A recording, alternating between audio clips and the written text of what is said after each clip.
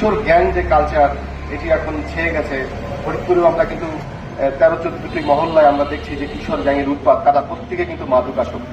আমরা কেউ এই দায় এড়াতে পারি না।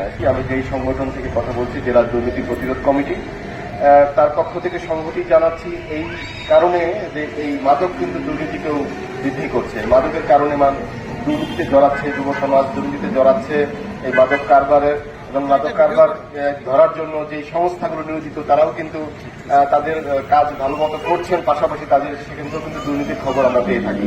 তো কাজে এই মাদককে না বলি এই কথাটা যেরকম আমাদের উচ্চারণ করতে হবে, পাশাপাশি আমাদেরকে খুবই দৃঢ়তার সঙ্গে এটি মোকাবেলা করার জন্য নাগরিকদেরকেও দায়িত্ব পালন করতে হবে। মাদকের ভয়াবহতা ব্যক্তি, পরিবার, সমাজ, সর্বোপরি রাষ্ট্র আজকে যখন অভিযান চালানো হয় তখন কে বাহক বা কে বিক্রি করছে বা কে খাচ্ছে তাদেরকে ধরে ধরে বিচারের আওতায় আনা হয়। অথচ একজন বক্তা বলেছে যে এখান থেকে এই মাদক সরবরাহ হচ্ছে, আমরা সেই জায়গায় আমরা করা যাচ্ছি না। যদি মাদকের সরবরাহ বন্ধ থাকে তাহলে আমাদের এই মাদক সেবন বন্ধ হবে এবং এই তরুণ সমস্যা, এই বিভক্ত অবস্থা থেকে তারা বেরিয়ে আসতে পারবে। আজকে এই মাদকের অর্থ ভাগাভাগি দিয়ে কত তরুণ জীবন দিচ্ছে। বোধহয় গত 5 বছরে একটা এই ধরনের ঘটনা ঘটেছে।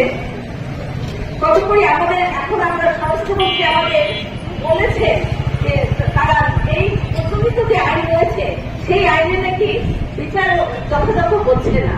তবু একটা যদি সাধুবাদ জানাই আমি, একটা সঠিক উদ্যোগ গ্রহণ করে আর আমাদের উদ্যোগ গ্রহণ করার জন্য আমি দাবি জানাই, এবং যদি প্রচলিত আইনে না হয় তাহলে আইনের সংস্কার করে এই জাতিকে এই মাদকের হাত থেকে রক্ষা করুন। শুধু এতটুকুই বলতে চাই, ব্যবস্থার বদল ছাড়া, মানসিকতার পরিবর্তন ছাড়া, সমাজের দায়িত্ব নেবার মানসিকতা ছাড়া এই ব্যাধি থেকে আমাদের পরিবার, সমাজ এবং রাষ্ট্র আমরা রেহাই পাব না। মাদককে না বলুন সুস্থ সুন্দর জীবন গড়ে